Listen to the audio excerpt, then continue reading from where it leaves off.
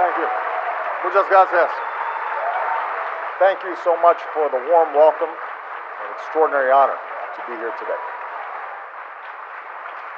Havana is only 90 miles from Florida, and I've come here. I've traveled this distance on a bridge that was built by Cubans on both sides of the Florida Straits. But to get here, we had to travel a great distance, over barriers of history and ideology, barriers of pain and separation between us. The Cuban Revolution took place the same year that my father came to the United States from Kenya. The Bay of Pigs took place the year that I was born. The next year, the entire world held its breath, watching our two countries as humanity came as close as we ever have to the horror of nuclear war. As the decades rolled by, our government settled into a seemingly endless confrontation. I have come here to bury the last remnant of the Cold War in the Americas. I have come here to extend the hand of friendship to the Cuban people.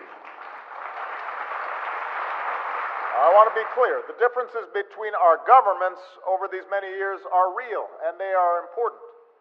But before I discuss those issues, we also need to recognize how much we share. For all of our differences, the Cuban and American people share common values in their own lives. A sense of patriotism and a sense of pride. A lot of pride.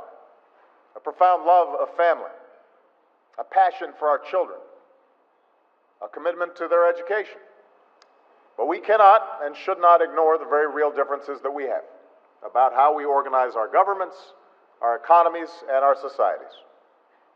Despite these differences, on December 17th, 2014, President Castro and I announced that the United States and Cuba would begin a process to normalize relations between our countries. What the United States was doing was not working. The embargo was only hurting the Cuban people instead of helping them. And today I want to share with you my vision of what our future can be. I want the Cuban people, especially the young people, to understand why I believe that you should look to the future with hope.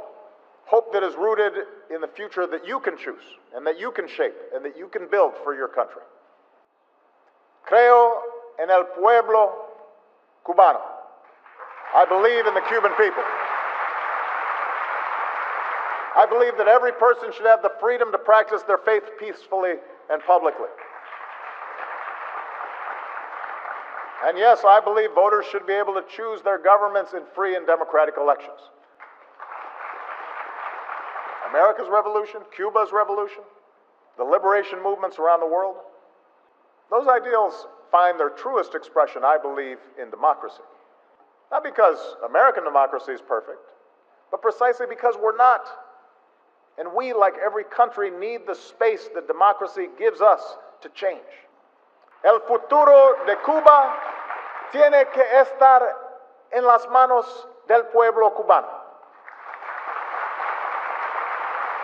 As President of the United States, I've called on our Congress to lift the embargo.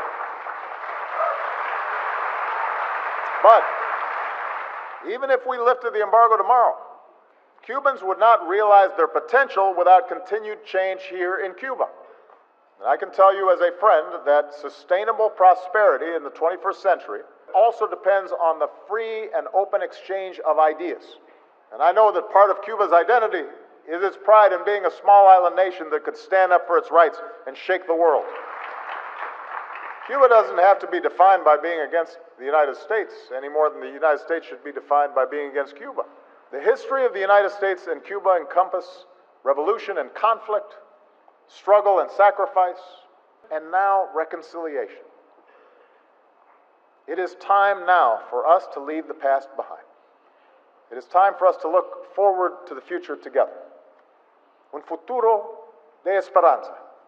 And it won't be easy, and there will be setbacks. It will take time. But my time here in Cuba renews my hope and my confidence in what the Cuban people will do. We can make this journey as friends and as neighbors and as family together. Sí se puede. Muchas gracias. Thank you.